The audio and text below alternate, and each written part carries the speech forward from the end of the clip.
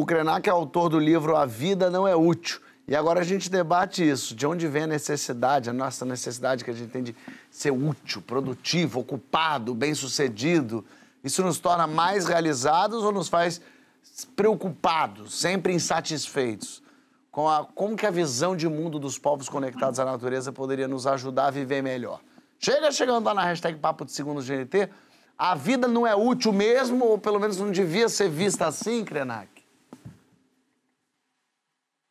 Bem, o título, A Vida Não é Útil, às vezes ele é mal entendido e as pessoas podem imaginar que eu estou dizendo que a vida seja inútil ou que a vida não tem utilidade.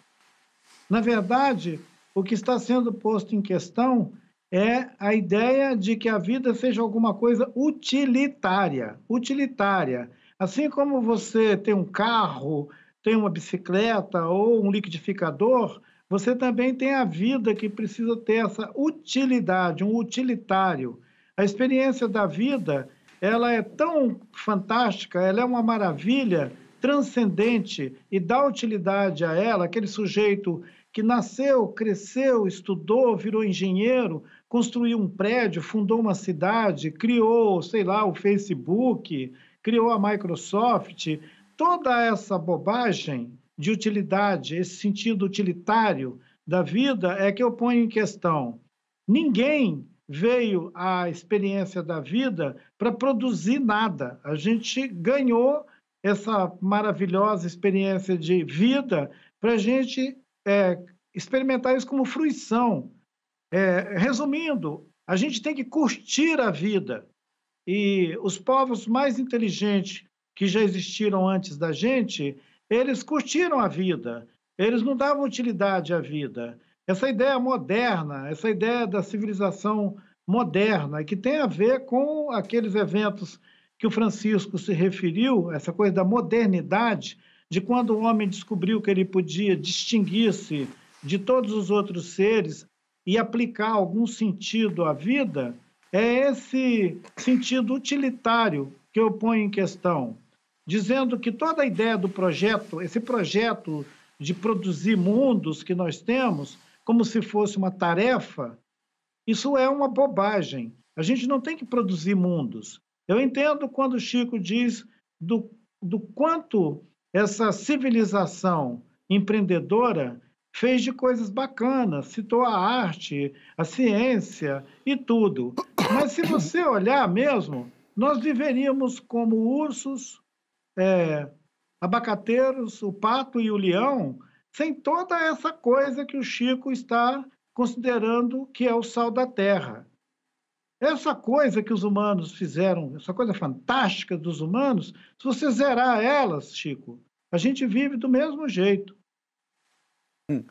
Francisco. Tem razão. Mas não diminui a importância. Do mesmo jeito, eu não sei, né, mestre? A gente viveria. Eu, evidentemente, compartilho da sua crítica à utilidade. De resto, eu sou um filósofo. Portanto, eu sou um parente da inutilidade. Eu não sou um empreendedor do Vale do Silício, nem da Faria Lima. Você não é um filósofo, você é um apresentador de televisão. Filósofos, artistas. Ensaísta. Quero ver o diploma de faculdade de filosofia, porque aqui eu te vejo toda segunda-feira. Filósofos, artistas, essa é a parte da modernidade que também existe, né, Ailton? E é uma espécie de antimodernidade dentro da modernidade. É essa dimensão da experiência moderna a que naturalmente eu me filio. Eu não vivo a minha vida num sentido determinado pelo capitalismo, a não ser o necessário, para todos nós que estamos dentro dessa sociedade, temos que pagar um tributo a isso, né? Mas imagina, eu vivo para o amor, para a poesia, para a criação de mundos simbólicos, transcendentais. Então, sem dúvida alguma... Mas como você mesmo falou, né? Comemora quando vê seu filho pisando na água fria, que é uma experiência que você não tem assim, 99% da tua vida. Porque está relacionada à liberdade, né? E seria impossível também nos tempos de agora, a não sei que a gente fosse para sei lá, para uma grande fazendão que a gente arrendasse. No ponto que chegamos, seria difícil a gente tentar, de alguma maneira, experienciar a vida da maneira que Krenak propõe nesse momento. Total. Por que será que a gente tem tanto medo de ser inútil, Emicida? Porque somos. Mas essa é uma... Mas sabia que eu acho que essa é uma excelente resposta? Mas claro que é. No fundo, desculpa, Sidão. Verdade. No fundo, eu acho que grande parte dessa experiência... Não, eu concordo. Isso tudo tem muito a ver com o medo do vazio, com o medo da nossa condição de finitude. Então, essa compulsão à ocupação não deixa de ser uma forma de tapar buraco também. Desculpa, Sidão. Faz outra pergunta para o Emicida, agora a gente respondeu a dele.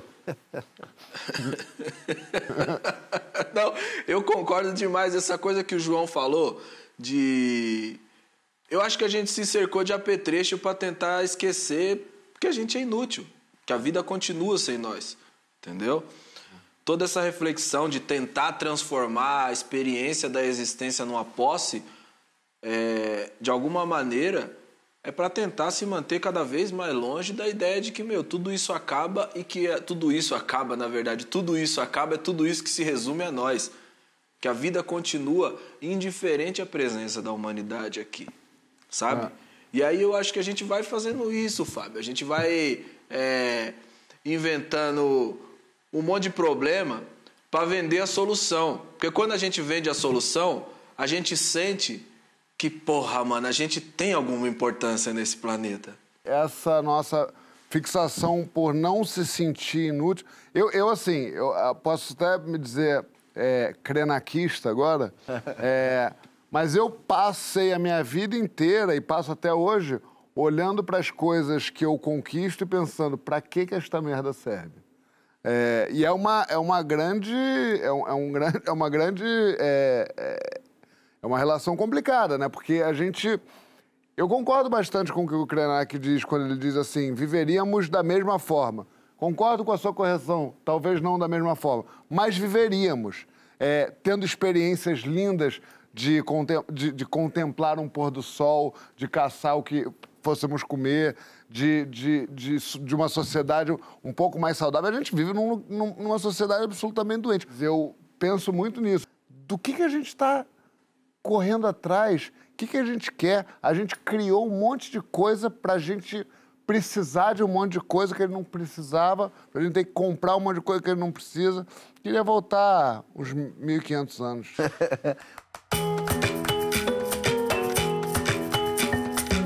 Ô, Krenak, o que o modo de viver e de pensar dos povos originários poderiam ensinar para a gente hoje, para essa civilização hoje, ainda mais aqui na pandemia? Talvez não tivesse muita aplicação, porque o que nós acessamos de conhecimento sobre outros povos e sobre povos que viveram, inclusive, antes dessa experiência moderna que nós vivemos no mundo, seria suficiente para nos reorientar no modo de estar na Terra. A gente não deu bola para isso.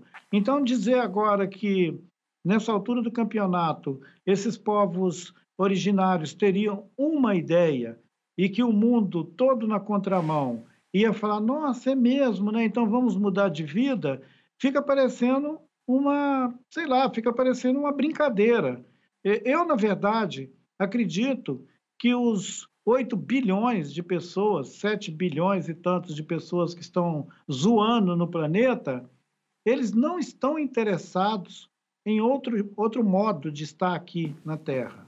A maioria deles está tão desesperada, e talvez uns 70% deles, para comer, dormir e reproduzir. Então, assim, eles estão vivendo, aí sim, um sentido primário da experiência de viver. Eles não estão curtindo nada, eles estão se debatendo para sobreviver. Então, 70% dos 7, 8 bilhões de gente. É gente pra caramba. Como é que a gente vai parar esses caras e falar, peraí, você quer uma ideia para viver legal? Não, eles não querem, eles não conseguem nem parar para isso. A questão é que o capitalismo e toda essa coisa bacana que nós inventamos, a filosofia, a arte e toda essa curtição, ela acelerou a nossa experiência de consumo, em que a gente não quer mais consumir só, digamos, aquilo que é necessário para a gente viver cada dia. A gente quer consumir também outros mundos. A gente tem uma fúria de consumir outros mundos. Quando eu disse que a vida não é útil, eu não estou dizendo que a vida é inútil. É muito fácil escorregar nesse limbo e imaginar, esse cara está dizendo que a vida é inútil, que a gente pode se jogar de cima de uma torre, que a vida é inútil. Não. E outra conversa também que confunde muito. Sempre você ouve um cara muito generoso dizendo, estamos preocupados com as futuras gerações. Não tem conversa mais fiada do que isso. Então, tem mentiras que a gente embala e transfere de geração em geração com essa conversa de que a vida pode ser útil. Quem está vivendo agora e que diz que está fazendo alguma coisa para a geração futura, na maioria das vezes é um hipócrita, um mentiroso. Se você espremer esse cara, não sai nada lá de dentro. São muito poucas as pessoas que estão realmente fazendo alguma coisa hoje para que um neto, um filho, alguém de uma outra, família que não seja a dele, possa herdar aquilo. A gente vive num mundo de transmissão de herança, todo mundo quer ter uma herança. Então, essa hipocrisia de dizer que você está pensando em alguma coisa além do seu umbigo na geração futura é mentira. Os caras estão pensando como conservar seus privilégios e não deixar que outros peguem. É assim que eu observo. Pode parecer que eu tenho uma visão muito pessimista sobre esses tais humanos, mas eu não acho que esses humanos queiram aprender alguma coisa para ser melhor. Eles estão afins, na verdade, de comer o mundo.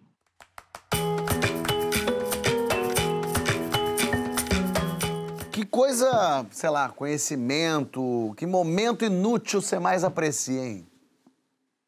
Tirando o papo de segunda. Ouvir música, Fábio.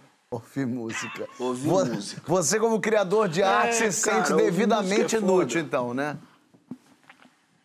É aquele dilema que a gente sempre chega, né? Nunca que um avião vai chacoalhar, a aeromoça vai gritar se tem um rapper lá. Nunca vai gritar, tem um humorista aqui, entendeu?